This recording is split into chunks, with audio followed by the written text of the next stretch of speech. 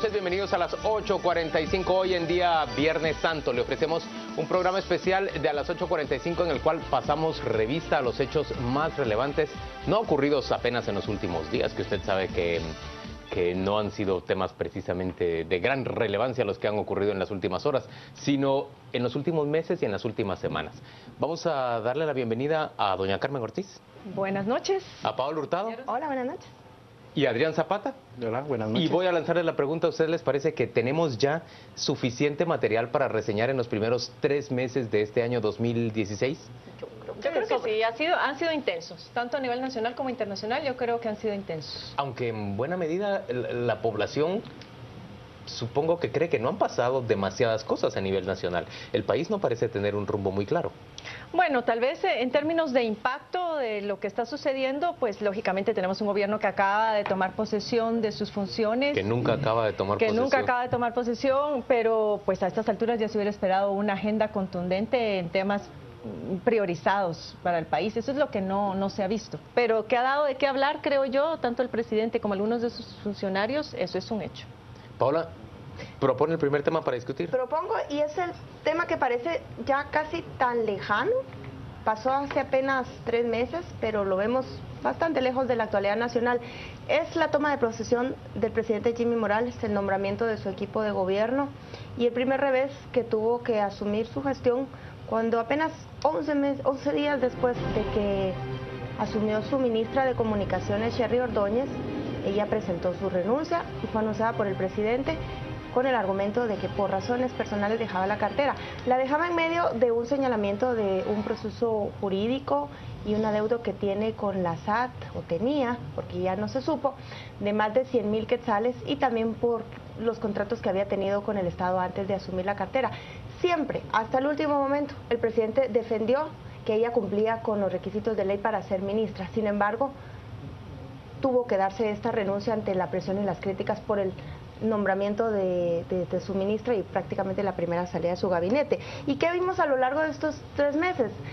Nombramientos del presidente en cargos que, aunque fueron cuestionados, ya no hubo marcha atrás como en el caso de ella, tampoco hubo tanta presión social para sacar de puestos públicos a los funcionarios, pero lleva esta marquita. ¿Les parece si comenzamos con este? Yo lo primero que tendría que decir respecto al gabinete del presidente es, primero, que a pesar de haber tenido mucho tiempo para integrarlo, se decidió hasta en el último momento por la forma en que lo integraría y no permitió que se diera una transición apropiada entre el gobierno de Alejandro Maldonado Aguirre y el suyo. Segundo, me parece a mí que es un gabinete que es básicamente neófito, no parece gente con mucha experiencia en administración pública y por esa razón vemos tanto retraso en la toma de decisiones y tan bajos niveles de ejecución de gasto, aparte también por supuesto de cierta escasez de flujo. Yo lo que veo es, según las últimas cifras, iban algo así como al 6% de la ejecución, un poco antes de que arrancara la Semana Mayor. Entonces, yo veo un gabinete que no está dando grandes pasos, pero voy a destacar un nombramiento que me parece especialmente bueno y que creo que es el que sí podría marcarle en las próximas semanas una diferencia al gobierno de Jimmy Morales, y es el ministro de Finanzas Públicas. Así como Sherry Ordóñez fue seguramente un error y no fue suficientemente bien evaluado o considerada, ponderada, la decisión de colocarla a ella en el cargo de ministra de Comunicaciones, me parece que el gran acierto del gabinete es el nombramiento del ministro de Finanzas Públicas, que por estos días está conduciendo la reforma de la Superintendencia de Administración Tributaria.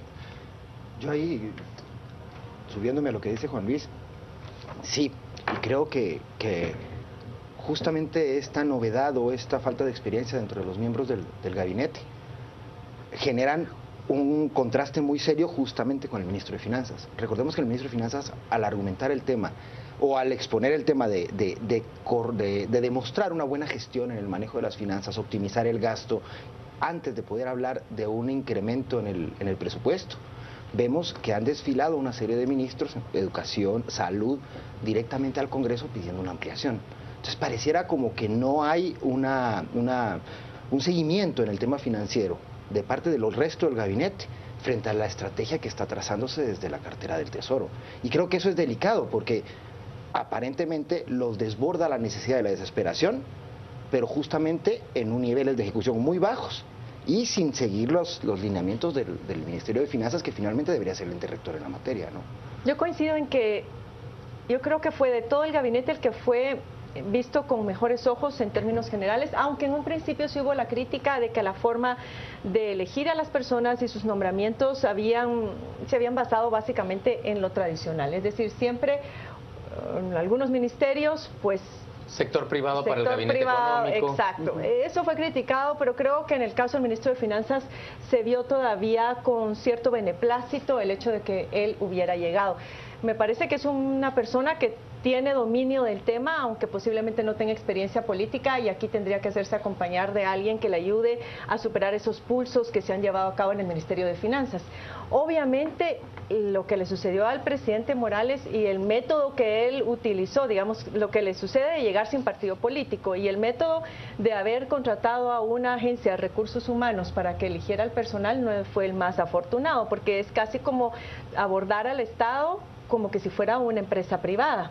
Y la otra cuestión que también ya se volvió prácticamente costumbre es el estar mandando los currículums a la CICIG y al Ministerio Público para que los investiguen. Dicen que es la nueva Infonet, la CICIG. Sí. Claro, entonces, porque antes únicamente tenías que meterte ese sistema, alguien que tuviera acceso Infonet y ahí es la empresa que está mencionando Paola, recurrida legalmente porque acumulaba datos de la mayoría de personas físicas y personas jurídicas en Guatemala y le ofrecía a cualquier empleador o incluso a cualquier abogado que fuera a autorizar un contrato, pues le permitía investigar a las personas y sus antecedentes. Entonces ahora resulta que la CICIG es la nueva Infonet. Están cumpliendo ese rol y lo hizo también para el tema de gobernadores y dijo que lo había utilizado también para el tema de la elección de la magistrada a la Corte de Constitucionalidad.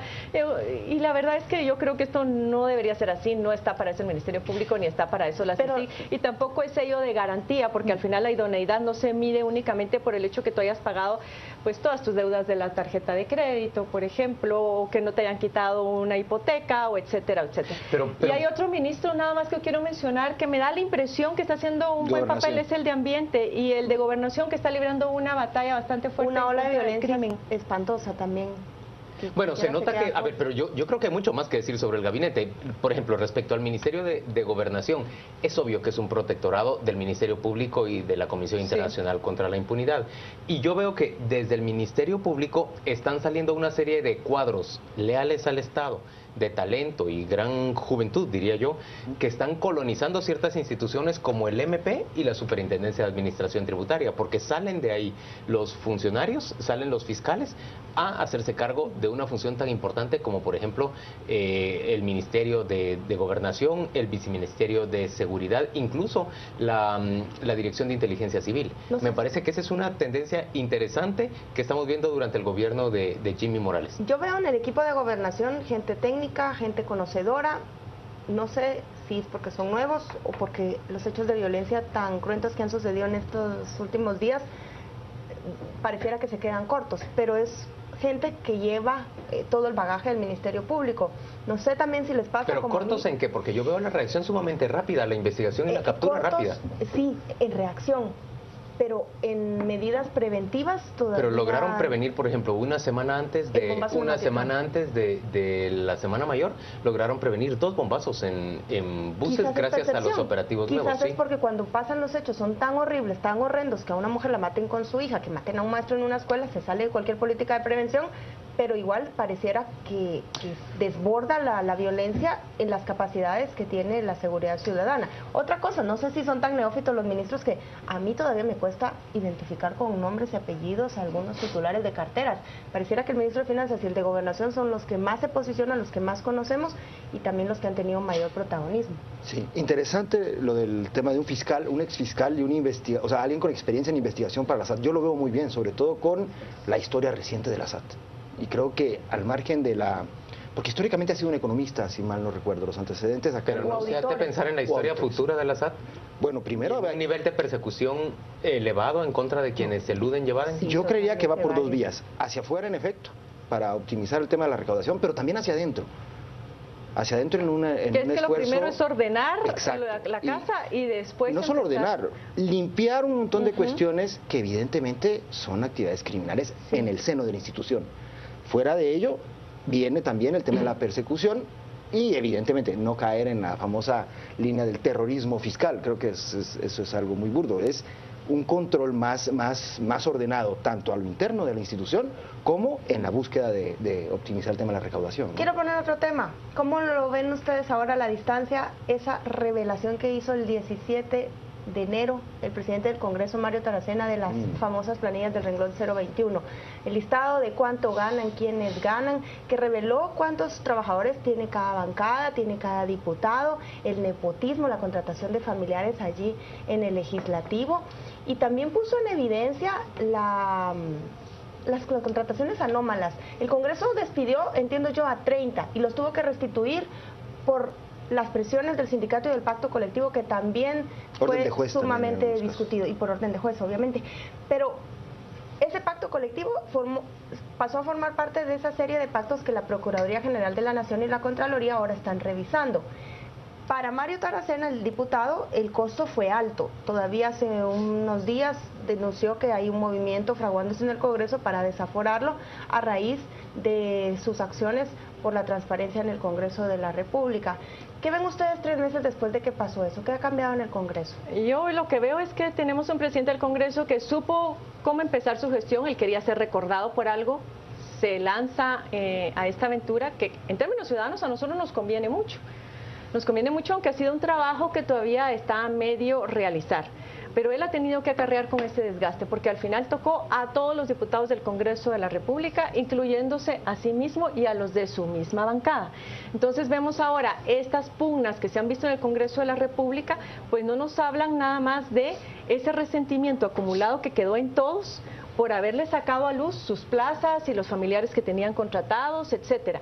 A la larga, como no tenemos una cultura institucional en Guatemala, lo que prevalece es ese sentimiento individual que les ha hecho, digamos, perder hasta cierto punto el control de esa bancada que hoy Sandra Torres trata de presentar como unificada, que no está dividida, o que si lo está, ellos van a limar sus asperezas. Pero yo creo que es difícil y vamos a ver hasta dónde. Y solamente para terminar, el tema del pacto colectivo habrá que ver cómo se resuelve, porque lo que tenemos actualmente, o lo que él denunció, todavía no se ha corregido. De incrementarles el 10%, de sacar al personal que está de más, de corregir digamos los salarios, los honorarios, etcétera, etcétera, etcétera. Yo creo que vale la pena retomar también desde la actitud que asume la bancada oficial, a raíz justamente de una pérdida evidente de poder y una exclusión en la toma de decisiones en el Congreso, la cooptación de muchos otros diputados, los tránsfugas históricos, algunos y otros estrenándose bajo esa figura, y cómo el contrapeso que se le hace a esa hegemonía de la UNE en el manejo del Congreso termina generando un problema serio, también creo que un poco atizado con algunas cuestioncitas de personalidad del presidente del Congreso, que le ha llevado a algunos problemas incluso internos, y que ha servido para que esta nueva fuerza opositora aglutinada con tránsfugas y sobre todo en la bancada oficial, empiecen a aprovechar una serie de espacios. Y creo que allí debería de replantearse un tema desde la presidencia del Congreso, para retomar el rumbo en el tema del control y finalmente también de la denuncia y de arreglar y de limpiar este órgano, ¿no? Totalmente de acuerdo con lo que acabas de decir, Adrián. En términos concretos, el presidente del Congreso arranca muy bien, con mucha fuerza, marca una diferencia entre las presidencias anteriores que ocultaban y favorecían este tipo de contrataciones anómalas y este encarecimiento de la planilla del Congreso. Marca una diferencia, pero no logra concretar ningún cambio. Incluso las negociaciones que se quedaron suspendidas antes de iniciar el descanso de la Semana Santa, apenas habían empezado a delinear cómo se iba a renegociar el pacto colectivo de trabajo en el Congreso. Hay mucho que falta por hacer, y es cierto que el presidente se ha visto debilitado por las pugnas internas, incluso de su partido, pero ahorita es donde él tendría que sacar verdaderamente su capacidad de liderazgo para imponer un orden distinto adentro del Congreso. Hace falta ver si él tiene, uno, voluntad realmente para marcar ese orden nuevo, y dos, capacidad para liderarlo. Solo digo una cosa. Y el apoyo de su partido. Y autocontrolarse en algunas cosas. No necesariamente, al contrario, dentro de su partido parece tener más rechazo que apoyo, pero cuenta con apoyos externos, y voy a hablar concretamente. Él es el que dice que recibe instrucciones en inglés y se refiere a la Embajada de Estados Unidos. Y en el Congreso de la República hubo 145 votos a favor de la magistrada que Estados Unidos quería que fuera electa como magistrada de la Corte de Constitucionalidad. Quizá con ese tipo de apoyos, o quizá con esa clase de coordinación, Taracena podría realmente lograr que el Congreso se depure, se limpie y se convierta en un poder más legítimo para los ciudadanos. Estoy de acuerdo en que no se lograron esos cambios de fondo, pero algo cambió. Sí. Por ejemplo, ya no pueden llevar a sus familiares, no están haciendo contratos nuevos de edificios, Pero no han no sacado están los que pidiendo tenían allí. electrodomésticos como todos los años a estas alturas. Porque al hijo de Arzú No le dieron están- una de las oficinas del penthouse, Sí, y esa se la dio también Mario pero se Taracena. están como rotando lo que ya está, las plazas que ya están. No hay incremento de personal. Por lo menos no se hay cerró la llave, familiares digamos. nuevos, se cerró la llave. No es lo que necesitamos, no es suficiente, pero miren cuánto nos ahorramos en estos 3 meses de evitar como en otras juntas directivas de que estén llevando nuevos Yo lo único empleados. que, Pero el que saldo es quisiera negativo, pensar es que pero el saldo el es otro negativo. riesgo es que no se lo vayan a tratar de cobrar ahora a través de la ley electoral o la ley de servicio civil, que eran sus otras 2 cartas que él quería pues lanzar, embanderar como presidente del Congreso. Pero el saldo ahí, yo creo que Paula tiene razón en el tema de que se cerró la llave, pero de todos modos con lo que hay el saldo es negativo cuando vemos lo que terminan haciendo con la ley electoral de partidos políticos, cuando justamente legislan en función de no frenar el nepotismo, cuando vemos que terminan dándole la espalda a una serie de demandas en la plaza y que además, recordemos que eso todavía está en veremos. Adrián, pero es que las demandas en la plaza está dormida. En realidad lo que tenemos en estos días por ahí son merolicos y vendedores, pero en general la ciudadanía fue a la elección, desplazó a Otto Pérez y a Roxana Valdetti y los mandó a la cárcel, desplazó a Manuel Valdizón y después todo el mundo a Ya no dormir, volvió al a dormir Congreso. la mona, y el Congreso haciendo lo que se le dé la gana. Ese- No parece existir ninguna presión No, ciudadana. Sí hubo en febrero una marcha el sábado. Pero no Mínima, fue tan, ínfima. sí, Pero no fue está. tan, Lo que tan pasa grande. es de que tampoco nosotros hemos sido. Bueno, pero En sí, pero general, sí, la pero sí, cuando ciudadanía- hablo de la ciudadanía estoy hablando de bueno, todos sí, nosotros nosotros. sí. En general hay poca empatía de la gente con estos mecanismos legales, reformas de la ley electoral, del servicio civil. No, pero finalmente al Congreso le vale. O sea, es más que Por probado eso que... te digo, ojalá y Pero no el vayan a Congreso querer no estar ignoraría cobrando una la gran ola. manifestación exigiéndole que construya un régimen político distinto. No lo ignoraría. No pueden ignorarlo. Pues- Y además, los diputados, al regresar a su distrito o a su casa, si sienten la presión de los ciudadanos, tampoco podrían ignorarlo. Pero lo cierto es que los ciudadanos nos conformamos con lo que ocurrió el año pasado y la cosa sigue poco más o menos igual. Presento 2 temas más y van juntos. Son 2 casos judiciales, pero involucran a personas en común. Es el caso del lago de Matitlán y el caso de La Línea. En este primer trimestre vimos que capturaron a implicados por el contrato del lago de Amatitlán, incluido el hermano de la vicepresidenta Roxana Valdetti. 15 sindicados en este caso, donde participaron funcionarios del Ministerio de Ambiente, de AMSA, de la vicepresidencia, y al mismo tiempo que se celebraba la audiencia de primera declaración, se veía en la torre de tribunales la prueba anticipada por el caso La Línea de Salvador González Eco, quien narró por segunda vez consecutiva, pero ya con un valor dentro de un virtual juicio, cómo se involucró en el Partido Patriota, cómo proveyó al Partido Patriota sus conocimientos para la logística de la operación paralela de recaudación en La Línea, y también le llevó las finanzas a Roxana Valdetti y a Otto Pérez Molina. En el caso de La Línea estamos esperando que a finales de marzo comience la fase intermedia para buscar que se lleve a un debate oral y público a los acusados. ¿Quieren hablar de la vicepresidenta Roxana Valdetti o quieren hablar de los implicados Yo en quisiera general? hablar primero de lo que se convierte en el gran novelón que a la audiencia guatemalteca, y estoy hablando no solo audiencia de televisión, de radio o de medios escritos, también de redes sociales, a la audiencia guatemalteca en general le atrae. Esta es la temporada más llamativa. Primera temporada de La Línea. Esta es la mejor temporada de presentación de casos, el de La Línea y el de Amatitlán. El de Amatitlán apenas empezando, pero el de La Línea se convierte verdaderamente en una ocasión para romper todos los ratings de audiencia. Miren, señores, la declaración de Eco fue muy esperada, pero en términos generales dijo pocas cosas nuevas que no hubiera dicho ya. Fue muy coherente con la primera declaración que dio. Imagínense ustedes cuando Roxana Valdetti tome el micrófono adentro de ese proceso, o imagínense nada más cuando Juan Carlos Monzón tome el micrófono. Va a haber mucho que esperar de este proceso y habremos de ver cómo los ciudadanos asumimos lo que se va a decir en este proceso, que va a pasar por algo que a mí me parece bien razonable de discutir. Los guatemaltecos hemos asumido como normal buena parte de la corrupción y hemos aceptado que parte de esa corrupción nos toque, digo, si no beneficiándonos económicamente, la vemos como algo que es aceptable, dable o normal en nuestras circunstancias. Y frente a eso vamos a tener que, eso es lo que vamos a tener que encarar a lo largo de este proceso. Sí, yo creo que eso es bien súper interesante. Quien no se debe de perder las novelas, como dice Juan Luis, pues deben ser los actuales funcionarios. Porque justamente si es como se espera y se logra enlazar la declaración de Monzón con la de ECO, lo que va a evidenciar ahí es el proceso de cooptación de estructuras desde el poder para agenciarse recursos del Estado. Y es lo que dice Juan Luis también, es histórico y es algo normal, porque así es, o sea, aquí el servicio público es eso, y lo reconocemos y lo aceptamos.